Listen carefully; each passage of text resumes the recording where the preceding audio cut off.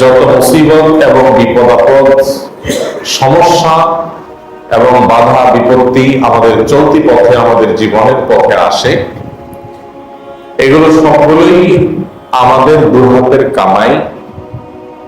আর কখনো কখনো এগুলো আল্লাহর তরফ থেকে বান্দার জন্য পরীক্ষা স্বরূপ হয়। পরীক্ষার কথাটি আল্লাহ তাআলা অন্য আয়াতে বলেছেন। আল্লাহ বলেছেন, ওয়ালানাবলুওয়ান্নাকুম বিশাইইম মিনাল খাউফি ওয়াল জুউই ওয়া নাকসিম মিনাল আমওয়ালি ওয়াল আনফুসি ওয়াস সামারাত ওয়া বাশশিরিস সাবিরিন। আমি অবশ্যই তোমাদেরকে পরীক্ষা করব, পরখ করব, ভয় দিয়ে, শঙ্কা দিয়ে, ক্ষুধা দিয়ে, দারিদ্র দিয়ে, দুর্ভিক্ষ দিয়ে, এবং তোমাদের ফল ফসল, সম্পদ সম্পত্তি ইত্যাদি প্রচুর পরিমাণে কমিয়ে দিয়ে হঠাৎ করে আমি পরীক্ষা করতে চাই। আর তোমাদের মধ্যে এই ধরনের পরিস্থিতিতে যে ব্যক্তি ধৈর্যশীল হিসাবে নিজেকে প্রমাণ করতে সক্ষম হবে, তাকে তোমরা সুসংবাদ দাও, তাকে তুমি সুসংবাদ দাও। তো এই আয়াত থেকে বোঝা যায় যে বিপদ মুসিবত এগুলো আমাদের জীবনের অবিচ্ছেদ্য অঙ্গ। আল্লাহ তাআলা পৃথিবীতে এমন কোন মানুষ পাঠান নাই যার জীবনে কখনো কোনো বিপদ বা মুসিবত হয়নি। বিপদ এবং মুসিবত এটা দুনিয়ার জীবনের অবিচ্ছেদ্য অংশ। দুনিয়ার জীবন শেষ করার পর অনন্ত অসংখ্যের যে যাত্রা শুরু হবে, সেখানে কেউ সুখে থাকলে সে নির্বিচ্ছিন্ন সুখ ভোগ করবে, সেখানে দুঃখের কোনো নামগন্ধ থাকবে না। আবার কেউ যদি দুঃখের মুখোমুখি হয়, তাহলে সেখানেও সে নির্বিচ্ছিন্ন দুঃখের মুখোমুখি হবে, সেখানে সুখের কোনো লেশ মাত্র থাকবে না। আর দুনিয়াটাকে আল্লাহ তাআলা এমন ভাবে সৃষ্টি করেছেন যে এখানে সুখ এবং দুঃখ দুইটাই দিয়ে রেখেছেন। এর অন্যতম একটি কারণ, হাজার রহস্য হিকমত আল্লাহ তাআলা রয়েছে। তিনি আহকামুল হাকিমিন, মহান সৃষ্টিকর্তা। তার প্রতিটা কর্মের সকল রহস্য ভেদ করা, এটা মানব মস্তিষ্ক দ্বারা কখনোই পুরোপুরি সম্ভব নয়। তবে মানুষ আল্লাহ তাআলার বিভিন্ন কাজের, বিভিন্ন সৃষ্টির রহস্য সম্পর্কে আল্লাহর দেয়া বিবেক বুদ্ধি দিয়ে বিভিন্ন রকমের রহস্যের দিক উন্মোচন করতে পারে। সেগুলোর ফলে তাদের ঈমান বৃদ্ধি হয়। আখিরাতের সুখ এবং আখিরাতের দুঃখ, এটার স্যাম্পল হলো দুনিয়ার সুখ এবং দুঃখ। এগুলো মূল না, এটা শুধুমাত্র নমুনা যে এইটাই হবে, কিন্তু এরকম না, এর চাইতে অনেক ব্যস্তম হবে মূলটা। জাস্ট আইডিয়া দিয়েছেন আল্লাহ রাব্বুল আলামিন। এই জন্য একটি হাদিসে বর্ণিত হয়েছে, নবী করিম সাল্লাল্লাহু আলাইহি ওয়াসাল্লাম ইরশাদ করেছেন, দুনিয়াতে একজন মানুষ যে অনেক বেশি সুখে ছিল, আমরা বলি চিরসুখী। আসলে চিরসুখী বলতে কিছু নাই, কারণ মায়ের গর্ভ থেকে যে আসছে তখনই কাঁদতে কাঁদতে আসছে, তাহলে চিরসুখী কিভাবে হয়? কোনো না কোনো সময় তার জীবনে অবশ্যই কষ্ট হয়েছে, হবে, হতে বাধ্য। অতএব চিরসুখী বলতে কিছু নাই, আবার চির দুঃখী বলতেও কিছু নাই। তারপরেও আধিক্য বিবেচনা করে আমরা বলি, যার জীবনে সুখের পরিমাণ বেশি তাকে আমরা চিরসুখী বলি, দুঃখের পরিমাণ বেশি হলে তাকে চিরদুঃখী বলি বা জনম দুঃখী বলি। তো এই তথাকথিত চিরসুখী মানুষটি, যার জীবনে খুব একটা বিপদ মুসিবত মানাতে হয়নি, এই লোকটাকে যদি জাহান্নামের চারপাশ দিয়ে একটা চক্কর দেয়ানো হয় বা একটু ঘোরানো হয়, জাহান্নামের আশপাশে নেওয়া হয়, সেখানকার যে কষ্টের আঁচ সে অনুভব করবে, সে পৃথিবীতে তার জীবদ্দশায় যত সুখ ভোগ করেছে তার সকল সুখের কথা ভুলে যাবে। এত বেশি কষ্ট সেখানে থাকবে। দুনিয়াতেও দেখা যায় যে আমরা অবশ্যই অনেক বেশি কষ্ট করলে পেছনের সুখের কথা একেবারে বেমালুম ভুলে যায়। ঠিক একই ভাবে একজন মানুষ যখন দুনিয়াতে তথাকথিত জনম দুঃখী বা চির দুঃখী, যেটাকে আমরা বলি, অনেক বেশি দুঃখ যার জীবনে ছিল, এই লোকটাকে যদি জান্নাতের কাছাকাছি নেওয়া হয়, জান্নাতের যে নাজ নেয়ামত রয়েছে সেগুলো কিছুটাও সে দূর থেকে অনুভব করার সুযোগ পায়, তাহলে তার সারা জীবনের সকল দুঃখ, সকল কষ্ট, এগুলো সব সে ভুলে যাবে। তো এখান থেকে বোঝা যায় দুনিয়ার এই দুঃখ এটা আসল দুঃখ না। দুনিয়ার এই সুখ সেটাও আসল সুখ না। এটা বলতে পারেন কিছুটা আইডিয়া দেওয়া মাত্র, যে দুনিয়ার এই সুখ দেখার পর ইমানদার সাথে সাথে জান্নাতের নেয়ামতের কথা স্মরণ করবে, যে তারা জান্নাতে না জানি কেমন হবে। দুনিয়ার দুঃখ এটা অনুভব করার পর ইমানদার চিন্তা করবে জাহান্নামের দুঃখ দুর্দশা না জানি কেমন হবে। তো এইরকম পরিস্থিতিতে আল্লাহ রাব্বুল আলামিনের কাছে একজন ইমানদার সর্বাবস্থায় নিজেকে সমর্পণ করে রাখবে। সুখের সময় আমরা অনেকেই মোটামুটি আলহামদুলিল্লাহ ভালো একটা অবস্থানে মানসিক ভাবে থাকি, কিন্তু যখন দুঃখ দুর্দশা দেখা দেয় তখন আমাদের মধ্যে নানা রকমের অস্থিরতা শুরু হয়, নানা রকমের ব্যাকুলতা শুরু হয়, নানা রকমের সমস্যা এবং ব্যত্যয় শুরু হয়। এই জাতীয় সমস্যাগুলোতে একজন ইমানদারের করণীয় কি হবে, আজকে আমরা সে বিষয়ে কথা বলার চেষ্টা করবো ইনশাআল্লাহ তাআলা। যে আল্লাহ রাব্বুল আলামিন বিপদ এবং মুসিবত যে আমাদের জীবনে দেন, এই বিপদ এবং মুসিবত গুলো আমাদের জীবনের গুরুত্বপূর্ণ অংশ। আমরা যারা বিপদে পড়ি, মুসিবতে পড়ি, বেশিরভাগ মানুষই এই টাইমগুলোতে আমরা খুব বেশি হাহাকার করি, খুব বেশি অস্থির হয়ে পড়ি। এটা মানবীয় প্রকৃতি বলতে পারে। আর আল্লাহ রাব্বুল আলামিন দেখতে চান যে বান্দা এই সময়টাতে কি করে। সুসময় অনেকেই আলহামদুলিল্লাহ সুবহানাল্লাহ জিকির আজকার দান সদকা আল্লাহ শুকর এগুলো আদায় করতে পারে, কিন্তু সময়টা যখন খারাপ যায় তখন মানুষ কি করে, এটা হলো দেখার বিষয়। আপনি অনেক ভালো মানুষকে দেখবেন যে উনি খুব ভালো, ওনার আচরণ খুব ভালো, ওনার আখলাক ভালো, বা সময়টা যখন একটু কঠিন যায়, কোনো কারণে একটু ব্যাটে বলে না হয়, তখন দেখবেন যে চেহারা এবং হাবভাব সবকিছুতে আমূল পরিবর্তন, দুই রূপ। তখনকার রূপের সাথে কোনো মিল খুঁজে পাওয়া যায় না। তো এই জায়গাটাতে আমাদেরকে পারফর্ম করতে হবে, যে আমার পারফরমেন্স যেন এমন হয় যে আমি ধৈর্যশীল হিসাবে নিজেকে প্রমাণ করতে পারছি। আর এই জন্য আল্লাহ তাআলা পরীক্ষা সম্পর্কিত আয়াতে বলে যে আমি বান্দাকে বিভিন্নভাবে পরীক্ষা করব। আল্লাহ তাআলা দিয়েও পরীক্ষা করেন, নিয়েও পরীক্ষা করেন। আল্লাহ তাআলা সুস্থ রেখেও পরীক্ষা করেন, অসুস্থতা দিয়েও পরীক্ষা করেন। এই পরীক্ষার সময় আল্লাহর উপরে সন্তুষ্ট থাকাটা হলো গুরুত্বপূর্ণ। আর সন্তুষ্ট থাকাটা সহজ হবে যদি আপনি এই বিপদ এবং মুসিবত গুলো আল্লাহর তরফ থেকে আসছে, এটি আপনার একটা পরীক্ষার জায়গা, এখান থেকে আপনার একটা অ্যাচিভমেন্ট করার সুযোগ আছে, এই বিষয়গুলো যদি আপনি রিলেট করতে পারেন, তখন আপনার জন্য পরীক্ষায় উত্তীর্ণ হওয়াটা কি হবে, সহজ হবে। একজন পরীক্ষার্থী তিনি যে কোনো কঠিন পরীক্ষার মুখোমুখি হয়েছে, তিনি জানেন এই পরীক্ষায় তিনি ভালো করতে যদি পারেন তাহলে সেক্ষেত্রে তার একটা ভালো অর্জন হবে, তিনি একটা ভালো জায়গায় যেতে পারবেন। তো সেই জন্য সে আল্লাহর বান্দা কিন্তু যত কঠিনই হোক পরীক্ষা উত্তীর্ণ হওয়ার জন্য আপ্রাণ চেষ্টা করে এবং সেই পরীক্ষায় একটা জায়গায় চলে যায় আলহামদুলিল্লাহ। আবার একটা মানুষ যদি এরকম কোন কষ্ট বা মুসিবতকে সেভাবে না নিতে পারেন যে এরপরে আমার সুখ বা শান্তি আসতে পারে বা এর মাধ্যমে আমার সুখ শান্তি নিরূপিত হবে, এটা যদি সে অনুভব করতে না পারে, তখন তার জন্য একটা আযাবই আযাব হয়, হতাশা আর কিছুই। ইমানদারের সাথে বেঈমান বা আল্লাহর প্রতি যার ঈমান নাই, যে অবিশ্বাসী, তার পার্থক্যের এটা একটা জায়গা।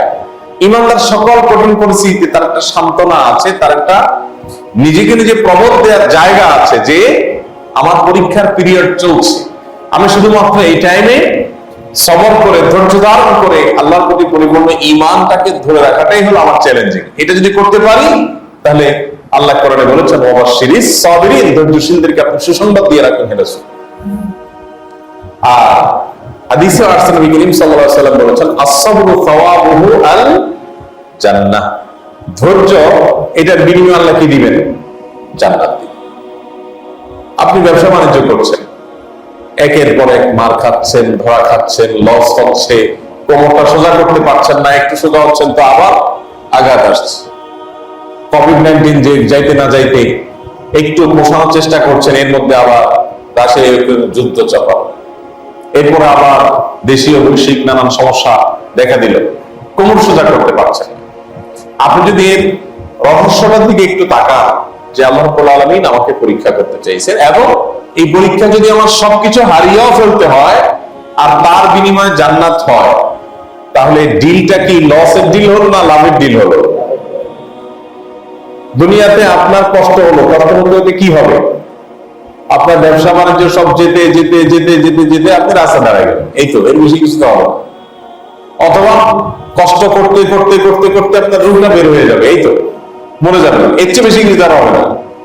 তো এটা তো এমনিও হবে, এক সময় রাস্তায় তো আপনাকে এমনিও যখন মরে যাবেন সব মানুষ বাগযোগ করে নিয়ে যাবে, আপনাকে মাটির নিচে রেখে চলে আসবে। এই পরিস্থিতির সম্মুখীন এমনিতেও হতে হবে কি হবে না? আর আপনি যে কষ্টে আছেন, মুসিবতে আছেন, বিপদে আছেন, এই বিপদটা যত কষ্টকর হোক, যত কষ্টদায়ক হোক, এটার যন্ত্রণা, এটার কষ্ট সহ্য করতে না পারে আপনি মারা গেলেন। তো মারা তো আপনি এমনিও যাবেন, অতএব আপনি অবশ্যম্ভাবী পরিণতির দিকেই অগ্রসর হচ্ছেন, নতুন কিছু হবে না। যা এমনিতেও হয়তো যা সেদিকে হয়তো আপনাকে যেতে হবে, এর বাইরে আর কিছু।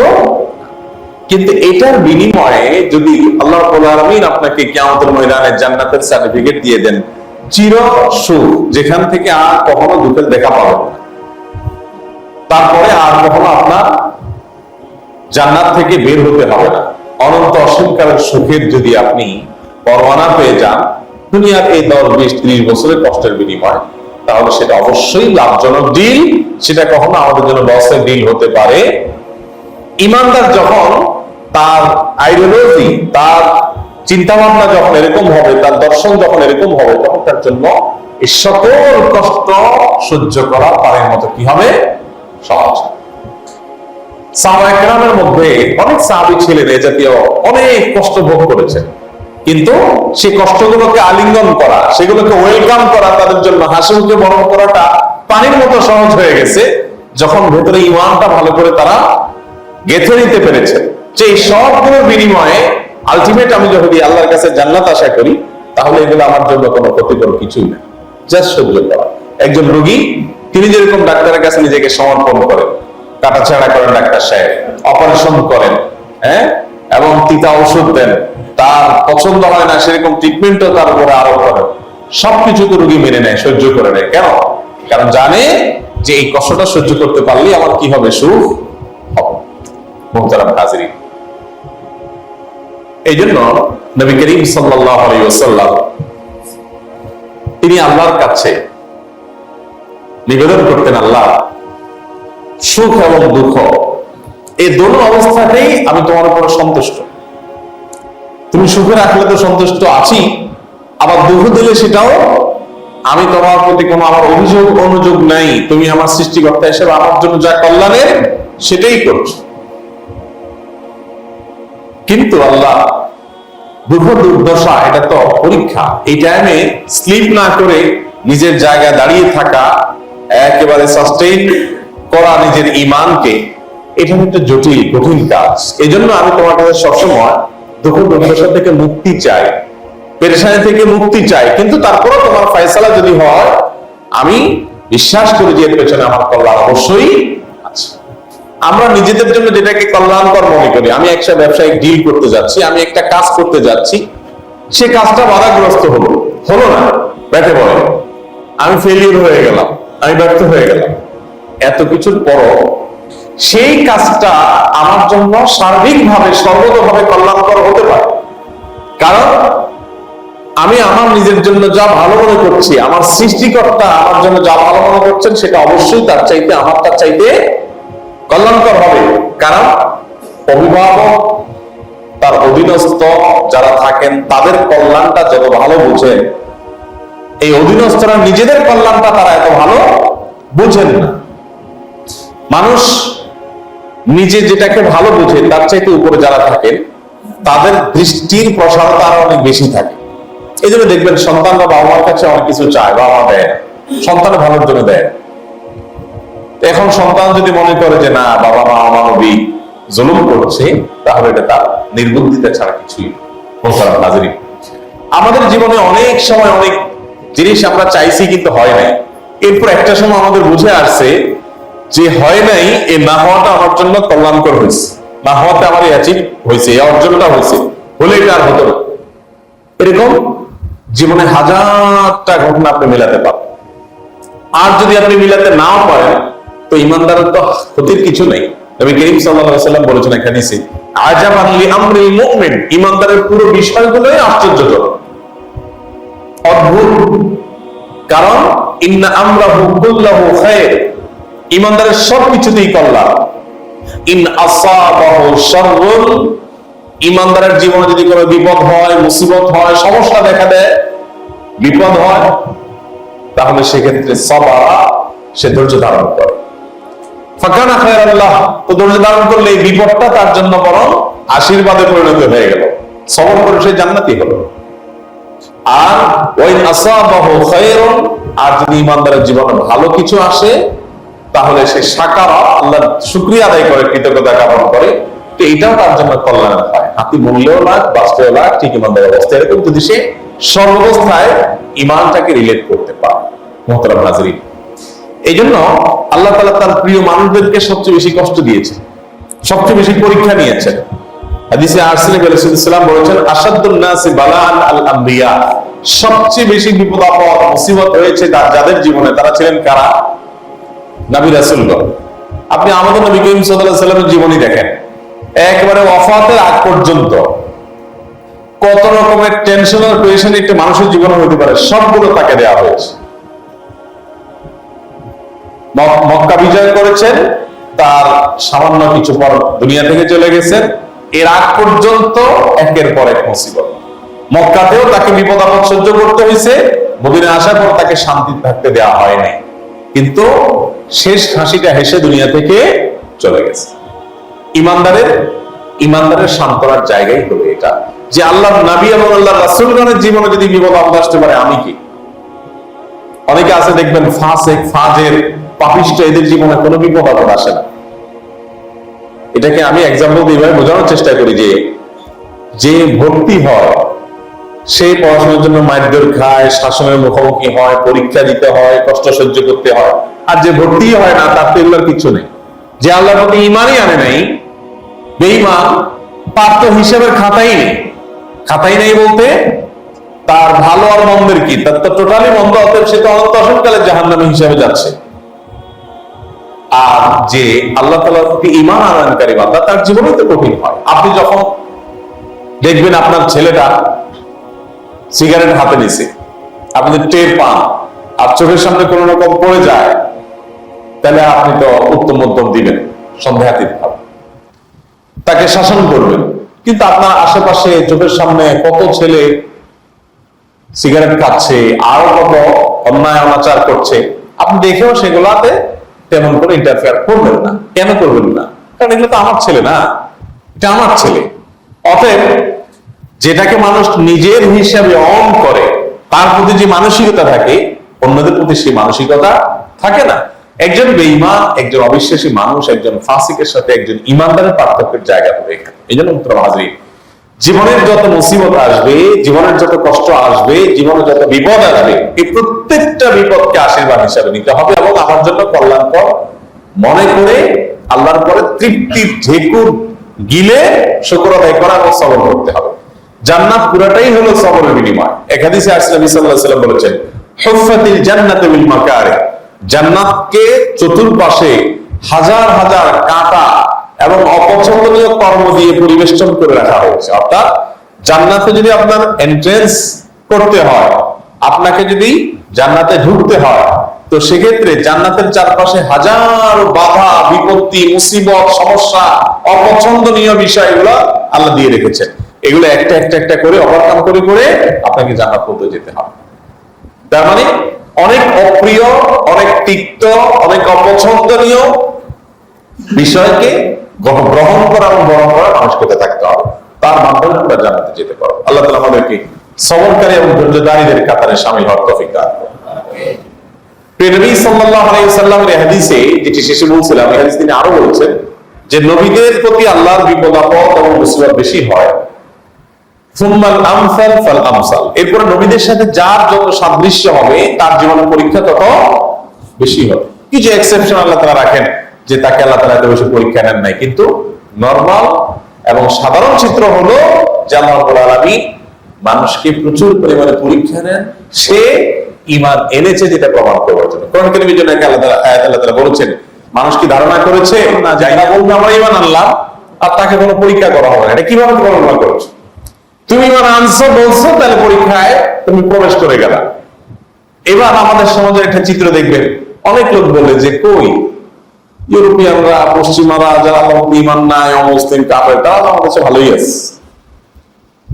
অনেক নাস্তিককেও বলতে শুনবেন যে কই ইমানদাররা আল্লাহর প্রতি ইমান আনছে, তারা আল্লাহর বান্দা, আল্লাহর রহমান, আল্লাহ রাহিম, কই তাদের তাহলে তুমি বলবেন? আল্লাহ তাআলা কোরআনে ঘোষণাই দিয়ে দিয়েছে যে তারা কি ধারণা করেছে যে তারা বলবে আইয়াকুলু আমান্না, তারা আল্লাহর উপরে ঈমান আনছে, এটা বলবে অহম লা ইফতারুন, তাদের কোনো পরীক্ষা করা হবে, এটা কিভাবে তারা কল্পনা করবে? এই জন্য ভাইরা আমার, প্রতিটা পরীক্ষাকে ইমানদার বরং ইমানের মিটার যখন খুব উপরে তুলতে পারবে, তখন সে পরীক্ষাকে বিপদকে বরং এনজয় করবে, যে তাহলে আমার সেটা এসে গেছে, যেটা কথা কোরআনে বলা হয়েছে, জান্নাতে যাওয়ার আশা করা কঠিন। আল্লাহ তাআলা আমাকে আপনাকে আমাদের সবাইকে ধৈর্যশীল মানুষ হওয়ার তৌফিক দান করুন, সবরকারীদের কাতারে শামিল হওয়ার তৌফিক দান করুন, এবং সবরের বিনিময়ে আল্লাহ তাআলা একমাত্র জান্নাত রেখেছেন। অতএব এই সবরটার কোনো বিকল্প আমাদের নাই।